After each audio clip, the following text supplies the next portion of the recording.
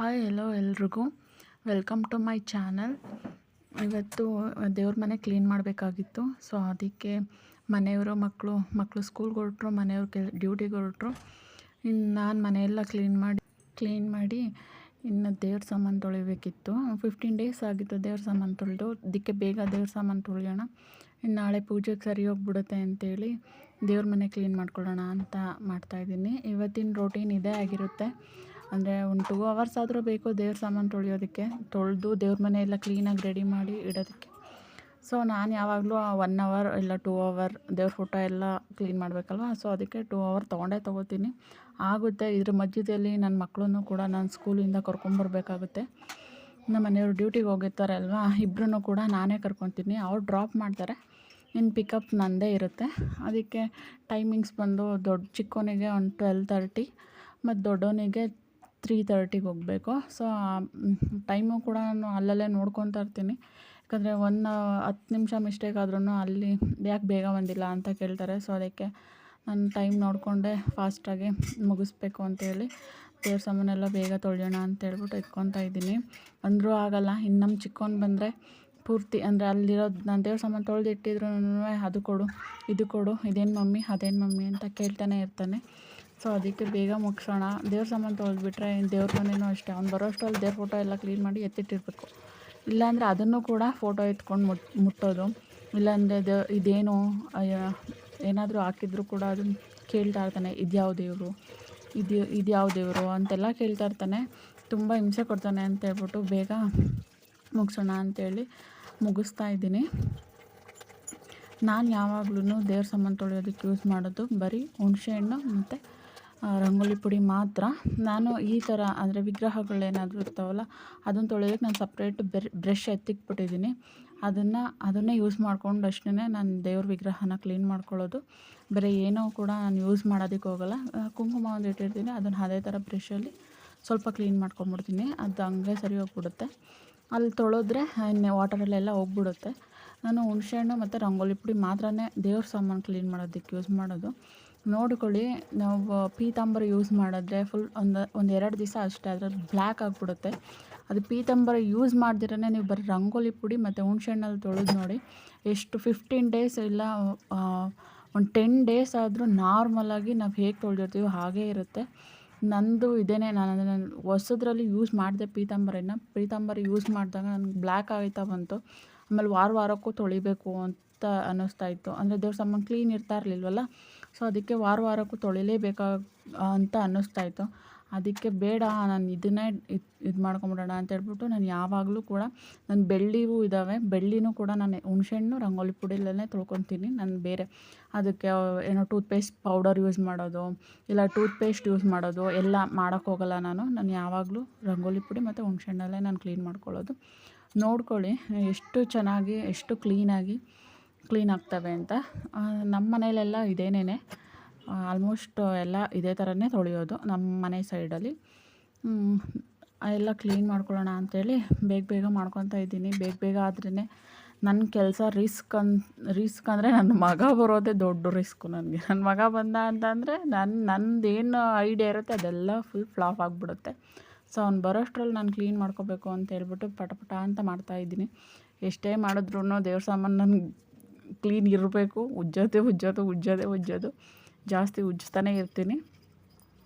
Please ಯಾರು ನನ್ನ ಚಾನಲ್ನ ಸಬ್ಸ್ಕ್ರೈಬ್ ಮಾಡ್ಕೊಂಡಿಲ್ಲ ಅಂದರೆ ಪ್ಲೀಸ್ ಸಬ್ಸ್ಕ್ರೈಬ್ ಮಾಡ್ಕೊಳ್ಳಿ. ಹಾಗೆ ಬೆಲ್ ಐಕನ್ ಪ್ರೆಸ್ ಮಾಡಿ.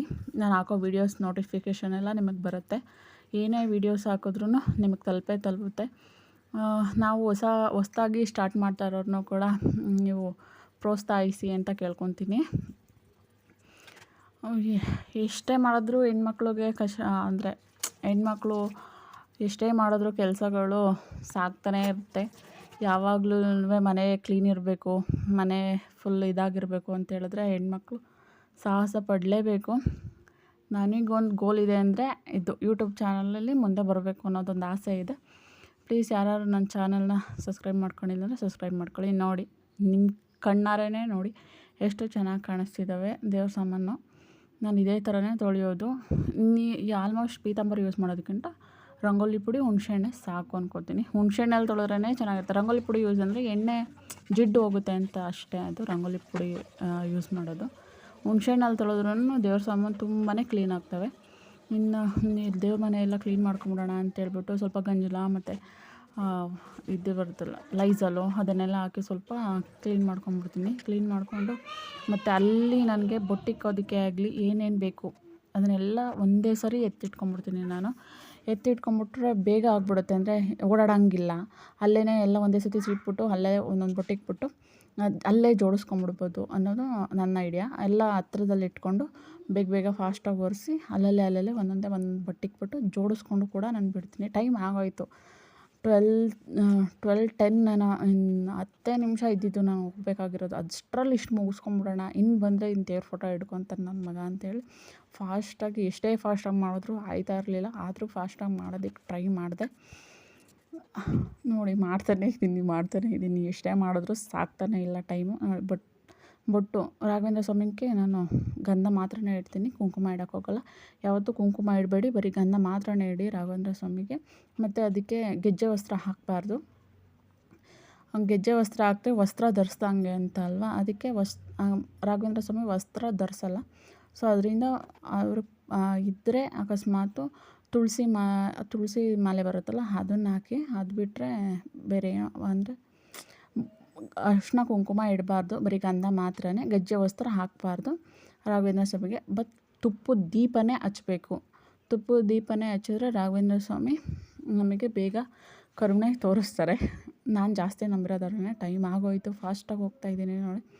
ಫಾಸ್ಟಾಗಿ ಹೋಗ್ತಾಯಿದ್ರೂ ದೂರ ರಸ್ತೆ, ತುಂಬ ದೂರ. ಅವ್ರ ಸ್ಕೂಲು ತುಂಬ ದೂರ, ಹೋಗಲೇಬೇಕು ನಾನು. ದೂರ ನಡ್ಕೊಂಡು ಹೋಗ್ಬೇಕಾಗಿತ್ತು. ಸೊ ಬೇಗ ಹೋಗೋಣ ಅಂತೇಳ್ಬಿಟ್ಟು ಓಡಿ ಹೋಗಿದ್ದೀನಿ ನಾನು. ಓಡಿ ಹೋಗ್ತಾಯಿದ್ದೀನಿ. ವೆಹಿಕಲ್ಸ್ಗಳು ಮುಂದೆ ತುಂಬಾ ಇರ್ತವೆ. ಅಂದರೆ ಇದು ನಮ್ಮ ಮನೆ ರೋಡು, ಇದು ಮೇಯ್ನ್ ರೋಡು. ಇನ್ನೂ ಒಂದು ಮುಂದೆ ಮೇಯ್ನ್ ರೋಡ್ ಇದೆ, ಅದು ಎಲ್ಲ ದಾಟ್ಕೊಂಡು ಬೇಗ ಹೋಗಿ ಕರ್ಕೊಂಬರ್ಬೇಕಾಗಿತ್ತು. ನನ್ನ ಮಗ ಸ್ಕೂಲ್ ಬಂತು. 9th ಮತ್ತು 10th ಪ್ರಿಪ್ರೇಟರಿ ನಡೀತಿದೆ. ಅವ್ರನ್ನೂ ಕೂಡ ಅದೇ ಟೈಮಿಗೆ ಅಂದರೆ 12:30 ಬಿಟ್ಟಿದ್ರು. ಸೊ ಅವರು ಕೂಡ ಹೊರಡ್ತಾಯಿದ್ರು. ಇನ್ನು ನನ್ನ ಮಗ ನೋಡಿದ ತಕ್ಷಣವೇ ಓಡಿ ಬರ್ತಿದ್ದ. ಒಳಗಿದ್ದ ಅನಿಸುತ್ತೆ, ಕಾಣಿಸಿಲ್ಲ. ಅಂದರೆ ಬೇಗ ಬಿಟ್ಬಿಟ್ಟಿದ್ರು, ನಾನೇ ಲೇಟಾಗಿ ಹೋಗಿದ್ದು. ಲೇಟ್ ಆಗೋಗಿತ್ತು. ಇನ್ನು ಯಾರ್ಯಾರು ಬಂದಿರಲಿಲ್ಲ ಪೇರೆಂಟ್ಸು, ಅವರೆಲ್ಲ ಬಂದು ಕರ್ಕೊಂಡು ಹೋಗ್ತಾಯಿದ್ರು.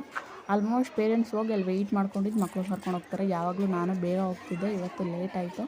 ಯಾಕಂದರೆ ನನ್ನ ಅಲ್ಲಿ ಮನೆಯಲ್ಲೆಲ್ಲ ಕ್ಲೀನ್ ಆಗಿರಬೇಕಾಗಿತ್ತಲ್ವ, ಸೊ ಅದಕ್ಕೆ ಲೇಟ್ ಆಯಿತು. ಬಿಡ್ತಾರೆ ಪೇರೆಂಟ್ಸ್, ಹೋಗಿ ಕರೆದ್ರೆ ಮಾತ್ರನೇ ಮಕ್ಕಳನ್ನ ಬಿಡೋದು. ಬರ್ತಾನೆ ಯಾವಾಗನೂ ಹೇಳಿದೆ, ಅವ್ರಿಗೆ ನೇಮ್ ಹೇಳಿದ್ಮೇಲೆ ಅವ್ರು ಕಳಿಸ್ತಾರೆ, ಅಲ್ಲಿವರೆಗೂ ಕಳಿಸಲ್ಲ. ಬಂದಾದಮೇಲೆ ಇವತ್ತೇನು ಡ್ಯಾನ್ಸ್ ಆಡಿಸಿಲ್ವಂತೆ ನನ್ನ ಮಗುಗೆ. ಹೇಳ್ತಾನೆ, ಇವತ್ತು ನಾನು ಡ್ಯಾನ್ಸ್ ಆಡಿಸಿಲ್ಲ ಅಂತೆಲ್ಲ ಹೇಳ್ತಿದ್ದ. ಕೊಟ್ಬಿಡ್ತಾನೆ. ಏನು ಅವ್ನ ಕೈಲಿ ಹಿಡ್ಕೊಳ್ಳಲ್ಲ, ಅವ್ನ ಪಾಡಿಗೆ ಅವ್ನು ರಸ್ತೆಯಲ್ಲಿ ಹೋಗ್ಬೇಕು. ಯಾಕೆಂದರೆ ಅವ್ನಿಗೆ ಫ್ರೀ ಇರಬೇಕು, ಕೈ ಕೂಡ ಹಿಡ್ಕೊಳ್ಳಲ್ಲ. ಯಾಕೆ ನಾನು ನಡ್ಕೊಂಬರ್ತೀನಿ, ನಾನು ಒಬ್ಬನೇ ನಡ್ಕೊಂಬರ್ತೀನಿ ಅಂತ ಆ ಥರ.